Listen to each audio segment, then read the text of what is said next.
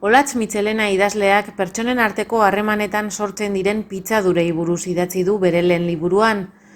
Arrainezur bat estarrian jarri dio izena lanari eta 10 ipuinez osatuta dago. Idazleak 24. igartza saria jaso zuen 2021ko irailean. 10 ipuin biltzen ditu Arrainezur bat estarrian liburuak, eta bai gai eta forma aldetik eta ezberdinak dira 10 ipuinak. Egia da, eta igartzara proiektu aurkeztu nuenean, hala azaldu nuen badute ari bat lotzen dituena edo denek hitz egiten dutelako nolabait edo denek dutelako izpide gizakiaren baitan sortzen diren halako min, zauri txiki hoiek eta baita gizakien arteko harremanetan sortzen direnak ere. Eta horretaz gainera errepikatzen da pixkat sentsazio bat edo elementu bat komunikazio faltarena edo esan ezinarena, eta bueno, ipuin batean eta bestean ikusi nuen ateratzen zela, idatziala, eta izenburua hortik atera dut. Arrainezur hori da azkenean, estarrian ez aurrera ez atzera geratzen zaigun hitz bat, edo min ematen duena, edo ausartzen ez garena esatera, edo ezkutatu nahi duguna.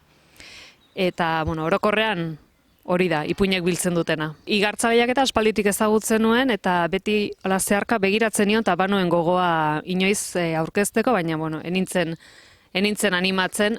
Baina, 2021 batean, nire buruari halako jauzi bat egitea edo proposatu nion, eta proposatzea, lehiaketara aurkeztea proposatu nion.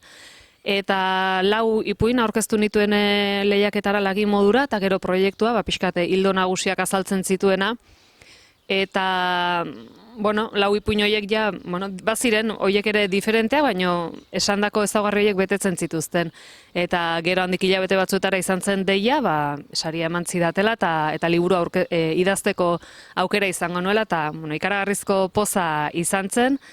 Ilusio handiarekin hartu nuen, eta momentu batean, hasierako momentu hortan egia da bertigo puntu bat ere eman zidala, egin beharra zegoelako, urtebeteko epe horretan lana egin beharra zegoen, eta orain zer egingo aldut, pixkate zalantza puntu bat, eta batez ere beldurra izan zen gehiago, beldurra sartuko ote zitzaidan edo blokeo hori sartuko ote zitzaidan, baina etzen ala izan, eta egia esan bultzada handia izan da idazten jartzeko eta nire burua sortzera emateko. Irailean, abuztu bukaeran, irailean izan nuen sariaren berri, eta urtebeteko epea, irailera arteko epea izan nuen idazteko. Egia esan, hasiera xamarretik, lanean ja hasi nintzen gogotxu, eta nahiko azkar egin nuen ja ipuin bilduma, egin nuen, gero iritsi zen zuzenketa garaia eta irailerako bukatuta nuen, bai. Ondoren etorri zen, editorearekin eta beste zuzenketa batzuk eta egitea eta liburua prestatzea.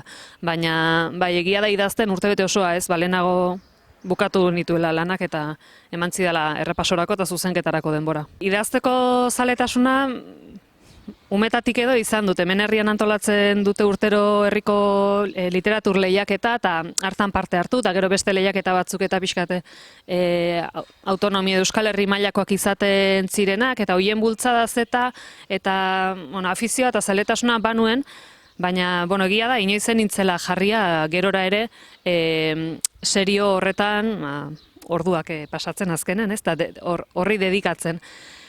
Eta, hor aldaketa batzuk izan ziren, momentu batean alako esan nahi nituen gauza batzuk iruditu zitzaidan banituela. Eta nire buruari igual erronka ere jarri nahi niola, beti izan dut hor buruan idaztearena, eta tarteka eta beti idazten nuen zerbait, kuadernoak beti uki ditute nire bueltan, eta ipuin bat edo beste idatzi izan dut, lehiaketen aitzakian eta igual gehiago. Baina momentu batean, nire buruari esan nion, eta ingurukoek animatuta batez ere, salto hori egingo dut, eta jarriko naiz pixkat proiektu serioago edo handiago bati begira, eta salto hori horrela izan zen. Badut gogoa idazten jarraitzeko, eta ipuinekin gustura aritu naiz, eta ipuinekin jarraitu nahi nuke, ustut ongi kabitzen naizela, ipuinen formatuan.